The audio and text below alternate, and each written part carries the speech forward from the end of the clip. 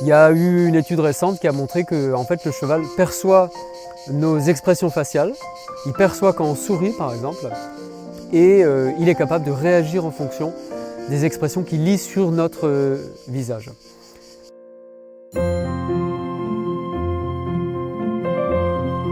Parfois, j'ai observé que le cheval essaye de communiquer quelque chose avec son propriétaire, avec la personne avec qui il est, même au sol, même s'il est à 2-3 mètres de distance. Et je crois que le cheval a un vrai rôle de guérisseur en fait, et que le cheval peut nous aider, et il peut surtout nous aider sur qu'est-ce que c'est que notre état intérieur.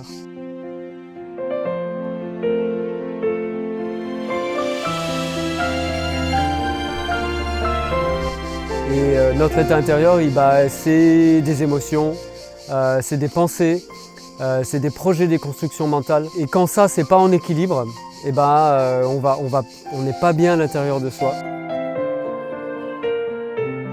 Je pense vraiment que c'est une meilleure approche d'avoir ce miroir du cheval, hein, ce miroir des émotions que nous offre le cheval.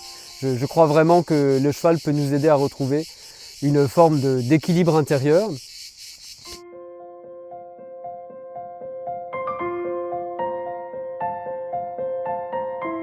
Donc aujourd'hui, dans mon parcours, je propose des stages de développement personnel par le cheval, des séances individuelles, mais aussi à partir de 2020, nous allons proposer avec ma structure Equintessence des formations pour les personnes qui veulent mieux comprendre le cheval, mieux comprendre comment il peut être un aide thérapeutique, et aussi pour celles et ceux qui voudraient devenir un professionnel, un acteur de cette relation avec le cheval, comment créer son activité.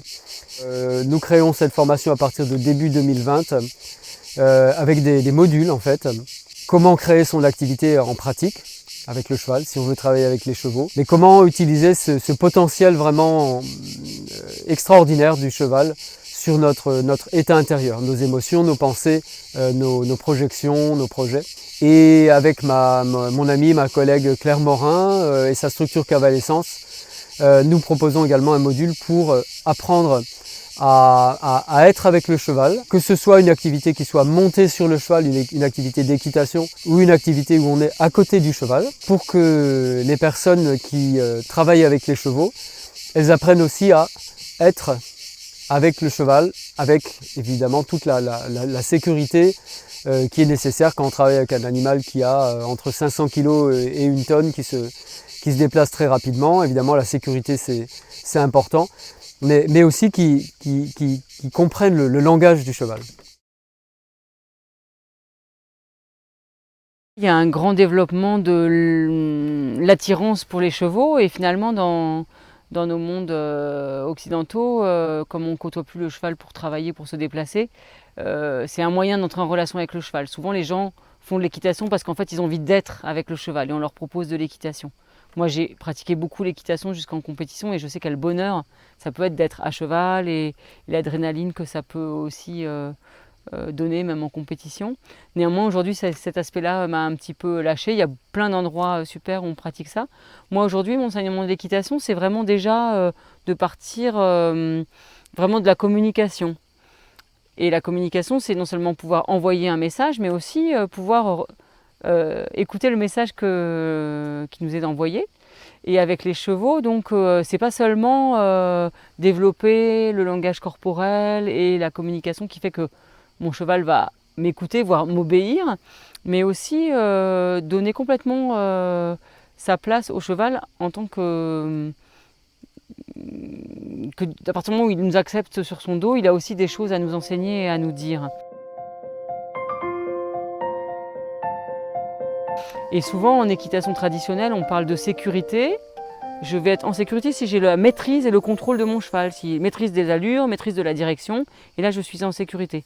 Et oui, d'un certain côté c'est vrai, parce que si j'ai envie d'aller en promenade, c'est mieux que mon cheval s'arrête s'il y a une route à traverser et que je suis capable de maîtriser la vitesse et l'allure.